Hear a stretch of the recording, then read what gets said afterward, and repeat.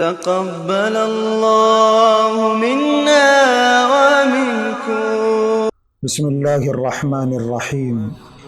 الحمد لله رب العالمين، والصلاة والسلام على سيد الأنبياء والمرسلين محمد وآله وصحبه أجمعين، أما بعد، فأعوذ بالله من الشيطان الرجيم. بسم الله الرحمن الرحيم. وَإِذِ ابْتَلَى إِبْرَاهِيمَ رَبُّهُ بِكَلِمَاتٍ فَأَتَمَّهُنَّ صدق اللہ العظیم. محترم ناظرین، ذی الحج کے اس مہینے میں سب سے زیادہ جس پیغمبر کا، اللہ کے جس نبی کا تذکرہ کیا جاتا ہے وہ حضرت ابراہیم خلیل اللہ علیہ السلام. حضرت ابراہیم کا جو تذکرہ ہے وہ ذی الحج کے اس مہینے میں خاص طور سے کیا جاتا ہے، اور قرآن کریم میں بہت ساری جگہوں پر حضرت ابراہیم علیہ السلام کی حیات طیبہ کے مختلف پہلوؤں پر روشنی ڈالی گئی، ان کی زندگی کے الگ الگ حالات بتائے گئے، اور یہ بات بطور خاص بیان کی گئی کہ اللہ رب العزت نے حضرت ابراہیم علیہ السلام کو بہت ساری آزمائشوں میں، بہت سارے امتحانات میں مبتلا کیا. قرآن کریم میں فرمایا گیا کہ اللہ رب العزت نے مختلف قسم کی آزمائشوں میں ان کو مبتلا کیا، فَأَتَمَّهُنَّ، اور وہ ان ساری آزمائشوں میں، سارے امتحانات میں کامیاب ہو کر، پاس ہو کر نکل گئے اور اعلیٰ نمبرات سے پاس ہو گئے. حضرت ابراہیم علیہ السلام کی زندگی میں آنے والے جو حالات ہیں، جو آزمائشیں ہیں، جو ان کے اوپر آنے والے امتحانات ہیں، وہ بہت سارے ہیں. ان کو ان کے اپنے علاقے کو چھوڑنا پڑا، اپنے وطن کو چھوڑنا پڑا. ان کے علاقے کے بادشاہ نے خود ان کو آگ میں ڈالنے کی، جلانے کی کوشش کی. حضرت ابراہیم علیہ السلام کے اوپر بہت ساری آزمائشیں آئیں، بہت سارے حالات آئے. اولاد نہیں تھی، اللہ پاک نے ان کو اولاد عطا فرمائی. اس چھوٹے سے بچے کو جو ایک عرصے کی تمناؤں کے بعد، آرزوؤں کے بعد، امیدوں کے بعد، دعاؤں کے بعد پیدا ہوا تھا، اس چھوٹے سے معصوم سے دودھ پیتے بچے کو ایک جنگل میں لے جا کے چھوڑنے کا حکم ہوا. ایسی جگہ جہاں کوئی ایک انسان نہیں ہے، کوئی ایک پرندہ پر نہیں مارتا، پانی کا کوئی انتظام نہیں، غلے اور اناج کا کوئی سامان نہیں، ایسی جگہ، ایسی بہت ساری آزمائشیں حضرت ابراہیم علیہ السلام کی زندگی میں آئیں، اور وہ ان ساری آزمائشوں پر کھڑے ہوتے. لیکن ایک آزمائش جو ان کی زندگی کی ایک بہت بڑی آزمائش، جس کے بارے میں خود قرآن کریم نے فرمایا ان ھذا لہو البلاء المبین، یہ ایک بہت بڑی کھلی ہوئی آزمائش، کوئی آسان نہیں تھا اس آزمائش میں کھرا اتر جانا، اس امتحان کو کامیاب کر لینا. بہت بڑی آزمائش اور بہت بڑی قربانی حضرت ابراہیم علیہ السلام نے دی. کیا قربانی ہے وہ؟ قرآن کریم میں ان کی زندگی کے جو حالات بتائے گئے، ایک حال، ایک واقعہ بطور خاص تھوڑا سا تفصیل سے پارے 23 میں سورہ صافات میں ذکر کیا گیا کہ اللہ رب العزت نے ان کو ایک بیٹا حضرت اسماعیل علیہ السلام کی شکل میں عطا فرمایا، اور وہ بیٹا بڑی مرادوں کے بعد، بڑی منتوں کے بعد، بڑی آرزوؤں کے بعد عطا کیا گیا. وہ بیٹا جو حضرت ابراہیم علیہ السلام کو عطا ہوا تقریباً 90 سال کی عمر میں عطا ہوا. بعض کتابوں میں لکھا ہوا ہے کہ 87 سال کی ان کی عمر تھی. 87 ان کی زندگی کی وہ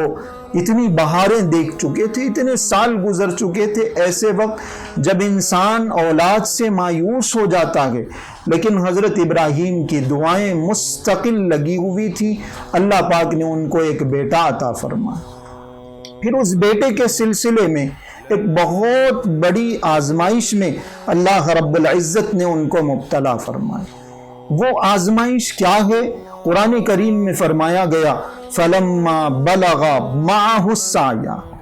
جب بچہ تھوڑا سا بڑا ہونے لگتا گئے، باپ کو اپنے اس بیٹے سے پہلے سے زیادہ محبت ہو جاتی،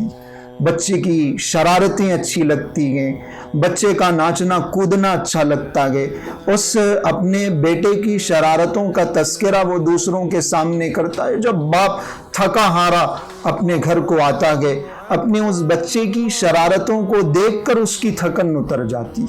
ایسی عمر میں جب حضرت اسماعیل علیہ السلام پہنچ گئے، بعض کتابوں میں لکھا ہوا ہے 12 سال 13 سال، ایسی عمر جب بچہ باپ کے ساتھ چلتا پھرتا گئے، جب بچہ باپ کے کاموں میں ہاتھ بٹانے کی کوشش کرتا گئے، جب بیٹے کو دیکھ کر باپ کی تھکن اتر جاتی گئے، خوشی ہونے لگتی گئے، ایسی عمر میں حضرت ابراہیم علیہ السلام کو حکم ہوا کہ جاؤ اپنے بیٹے کو ذبح کرو۔ کوئی معمولی حکم نہیں، اور یہ حکم بھی صراحتاً نہیں دیا گیا، خواب کے ذریعے سے بتلایا گیا۔ ایک دن انہوں نے خواب دیکھا، دوسرے دن خواب دیکھا، تیسرے دن خواب دیکھا کہ میں اپنے بیٹے کو ذبح کر رہا ہوں۔ حکم ہوا، اللہ پاک کا اشارہ ملا،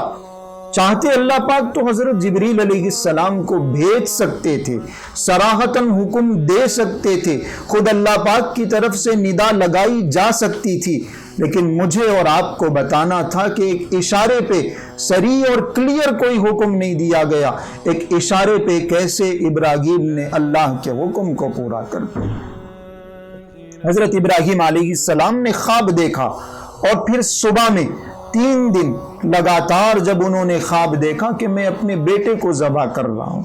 میں اپنے بیٹے کی قربانی دے رہا ہوں، انہوں نے اپنے بیٹے سے صبح میں یہ بات ڈسکس کی، انی ارا فی المنام انی اذبحک، میں خواب میں یہ دیکھ رہا ہوں، روزانہ دیکھ رہا ہوں کہ میں تمہیں ذبح کر رہا ہوں، اسماعیل تم میرے بیٹے ہو، تم بتاؤ تمہاری اس بارے میں کیا رائے؟ فانظر ماذا تری، دیکھو مجھے تو اللہ کا حکم پورا کرنا ہے، جو اشارہ مجھے مل چکا ہے میں اس کو پورا کروں گا، تم بتاؤ تمہارا کیا خیال ہے، تمہاری کیا رائے؟ جیسا باپ ویسا بیٹا، کیا اطاعت شیاری ہے، کیسی وفا ہے، کیسی تربیت ہے ان کی والدہ حضرت ہاجرہ کی، اور کیسا اللہ پاک سے تعلق ہے۔ اس بیٹے نے، چھوٹے سے بچے نے اپنے باپ سے کہا یا ابت افعل ما تؤمر، ابا جان مجھے کوئی شکایت نہیں، جس کا آپ کو حکم دیا گیا، اللہ پاک کی طرف سے جو اشارہ مل گیا ہے آپ بس اس کام کو کر گزریے، میں کسی قسم کی رکاوٹ کھڑی نہیں کروں گا۔ یا ابت افعل ما تؤمر ستجدنی انشاء اللہ من الصابرین، آپ دیکھیں گے کہ میں اللہ کے حکم کے آگے سر جھکاؤں گا، آپ ذبح کریں گے، میری گردن کاٹیں گے، میرا گلا کاٹیں گے، میں قربان ہو جاؤں گا، صبر کر لو۔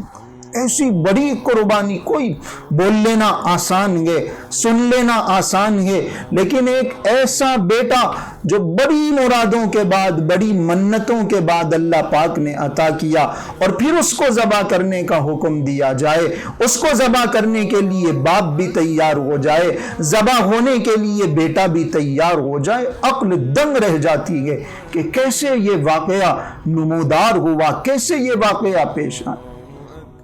ہماری بھی تو اپنی اولادیں ہیں، بچہ تھوڑی سی آواز کرتا گئے، ذرا زور سے رونے لگتا ہے، ماں باپ بے چین ہو جاتے ہیں، اپنی ساری رات کی نیند اپنے بچوں کے لیے قربان کرتے ہیں، لیکن یہ ایک باپ ہے جنہوں نے اپنے بیٹے کو اللہ کے حکم پر قربان کرنے کا فیصلہ کیا۔ یہ حضرت ابراہیم علیہ السلام کی وہ قربانی ہے جو قیامت تک کے لیے ہمارے لیے یادگار بن گئی، وہ قربانی ہے۔ ان ھذا لہو البلاء المبین، بہت بڑی آزمائش، پورا ارادہ ہو گیا، گھر سے لے گئے، پوری تیاری کر لی، اور ان کو زمین پر لٹا دیا قربان کرنے کے لیے، چھری چلا رہے ہیں، چھری نہیں چل رہی ہے، چاقو چلانا چاہتے ہیں ذبح کرنے کے لیے، چاقو نہیں چل رہی ہے۔ قرآن کریم نے نقشہ کھینچا، فلما اسلم وتلہ للجبین، جب دونوں نے، باپ نے بیٹے نے، دونوں نے بات مان لی، سن لی اور اللہ کے حکم کے آگے انہوں نے اپنے سر کو جھکا دیا، قربانی دینے کے لیے تیار ہو گئے، پیشانی کے بل ان کو لٹا دیا، ذبح کرنے کی پوری تیاری ہو چکی ہے۔ اللہ رب العزت کی طرف سے آواز آئی، یا ابراہیم قد صدقت الرؤیا، ابراہیم بس اتنا ہی دیکھنا تھا، تم نے اپنے خواب کو سچ کر دکھایا ہے، تم اس بڑی آزمائش میں کامیاب۔ وَفَدَيْنَاهُ بِذِبْحٍ عَظِيمٍ، آسمان سے، جنت سے ایک دمبا لایا گیا اور حضرت اسماعیل علیہ السلام کی جگہ پر اس دمبے کو قربان کیا گیا، اس کو ذبح کیا۔ یہ تاریخ کا وہ عظیم الشان واقعہ ہے جو اس سے پہلے کبھی پیش نہیں آیا، قیامت تک کبھی پیش نہیں آ سکتا کہ ایک باپ اللہ کے حکم پر اپنے ہی بیٹے کو خوشی خوشی قربان کرنے کے لیے تیار۔ یہ قربانی تو اصل اس واقعے کی یادگار ہے، محبت کا مسئلہ ہے، اللہ پاک سے تعلق کی بات ہے کہ جب اللہ سے تعلق قائم ہو گیا تو پھر نہ ہمارے لیے ہماری بیوی کوئی معنی رکھتی ہے، نہ ہمارے رشتہ دار تعلقات کوئی معنی رکھتے ہیں، ہمارے لیے اس بیٹے کی بھی کوئی حیثیت نہیں جو اللہ نے مرادوں کے بعد، دعاؤں کے بعد عطا فرمایا۔ یہ جو حضرت ابراہیم علیہ السلام کا واقعہ ہے قربانی کا، اپنے ہی بیٹے کو ذبح کرنے کا، بڑا عظیم الشان واقعہ ہے۔ اس واقعے کے اندر اللہ پاک نے بڑی عبرتیں رکھی ہیں، بڑی نصیحتیں رکھی ہیں، قیامت تک آنے والے ہر ایمان والے کو سمجھایا گیا، بتایا گیا کہ جب اللہ کا حکم آ جائے تو تمہیں چپ چاپ اپنے سر کو جھکا لینا، تمہارے دل کو لگے نہ لگے، بات سمجھ میں آئے نہ آئے، عقل میں اترے نہ اترے، اللہ کا حکم ہے، مان لینا۔ یہ پہلا سبق ہے۔ اللہ کا حکم جہاں جائے وہاں حکمت نہ دیکھی جائے، وہاں مصلحت نہ دیکھی جائے، وہاں کوئی فائدہ اور لاجک نہ دیکھی جائے، اللہ کا حکم ہے، مان لینا۔ دوسرا سبق، دوسرا پیغام یہ ہے کہ اللہ کے حکم کے آگے، اللہ کے دین کے لیے ہم اپنا سب کچھ قربان کرنے کے لیے تیار ہو۔ یہ جو حالات اس وقت پوری دنیا میں مسلمانوں کے ساتھ پیش آ رہے ہیں، ان حالات میں خاص طور سے ہر مسلمان کو یہ نیت کر کے رکھ لینی چاہیے کہ حالات اگر آئیں گے، اللہ کا حکم اگر آئے گا، دین کا تقاضا اگر آئے گا تو ہم اپنا سب کچھ قربان کریں گے۔ ابھی تو ہمارے سامنے یہ تقاضے نہیں ہیں، جان دینا نہیں ہے، اپنے بچوں کو قربان کرنا نہیں ہے۔ اگر اللہ پاک چاہتے حضرت اسماعیل کو ذبح کروا کے قیامت تک کے لیے اسی بات کو ہمارے لیے لازم کر دیا جاتا کہ تم بھی اپنی اولاد کو ذبح کرو، لیکن اللہ نے ایسی آزمائش میں ہمیں نہیں ڈالا۔ اس کے بدلے صرف اپنی خواہشات کی قربانی،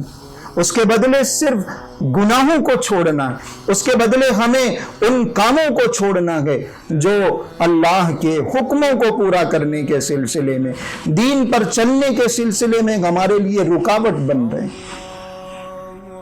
جیسے حضرت ابراہیم علیہ السلام نے راستے میں حضرت اسماعیل کو لے جاتے ہوئے شیطان کو پتھر مار کے دھتکار دیا، اس کو راستے سے ہٹا دیا، ایسے ہی ہمیں بھی ہر اس تعلق کو توڑنا ہے، ہر اس رشتے کو چھوڑنا ہے، ہر اس ماحول کو چھوڑنا ہے جو اللہ کے حکم کو پورا کرنے کے سلسلے میں ہمارے لیے رکاوٹ بنے۔ جب ہم ایسی قربانیاں دیں گے، پورا گھر قربانی دے رہا، کوئی ایک آدمی نہیں، حضرت ابراہیم کی قربانی، حضرت اسماعیل کی قربانی، ان کی والدہ حضرت ہاجرہ کی قربانی، پورا گھر جب قربانی دینے کے مزاج پر آ جائے گا، اللہ پاک ایک گھر کے حالات بنائیں گے، پوری سوسائٹی کے، پورے معاشرے کے حالات، پوری امت کے حالات بنائیں۔ ضروری ہے کہ اس وقت حضرت اسماعیل، حضرت ابراہیم اور ان کے پورے خاندان کے ان حالات سے، ان کی قربانیوں سے سبق حاصل کریں۔ اللہ پاک ویسے انعامات ان کو عطا کریں گے، ہم کو عطا کریں گے جیسے انعامات اللہ پاک نے حضرت ابراہیم کو عطا کیے۔ کیسے کیسے انعامات،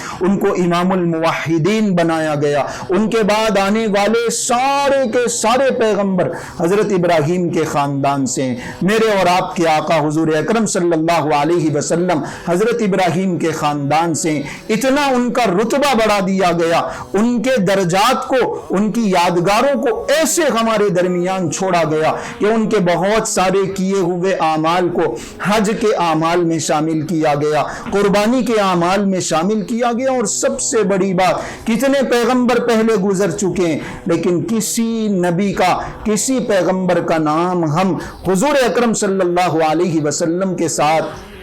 درود شریف میں نہیں لیتے جیسا کہ حضرت ابراہیم کا لیتے ہیں۔ یہ انعام اللہ پاک نے ان کو دیا، ان کی قربانیوں کے نتیجے میں آج ہماری نماز درود شریف کے بغیر مکمل نہیں ہوتی۔ ہم درود شریف پڑھتے ہیں، ہر قاعدے میں پڑھتے ہیں، اور ہر قاعدے میں ہم ہمارے اور آپ کے آقا حضور اکرم صلی اللہ علیہ وسلم کے ساتھ حضرت ابراہیم پر بھی درود بھیجتے ہیں۔ تو یہ اللہ پاک کا ان پر کیا جانے والا وہ خاص انعام ہے جو ان کی قربانیوں کے نتیجے میں اللہ پاک نے ان کو عطا۔ ہم بھی قربانی دیں گے دین کے لیے، اللہ کے حکموں کے لیے، حضور اکرم صلی اللہ علیہ وسلم کی سنتوں پر چلنے کے لیے۔ اللہ پاک ہمیں دنیا میں کامیاب کریں گے، اللہ پاک ہمیں عروج عطا فرمائیں گے، ہمیں ترقی عطا فرمائیں گے، اور ہمیں وہ انعام دیں گے جو انعام اللہ رب العزت نے اپنے نیک بندوں کو قربانیوں کی وجہ سے دیا ہے۔ اللہ پاک بہت سارے جو اہم پیغامات قربانی کے ایک واقعے سے ملتے ہیں، ان اہم پیغامات کو، ان الگ الگ میسیجز کو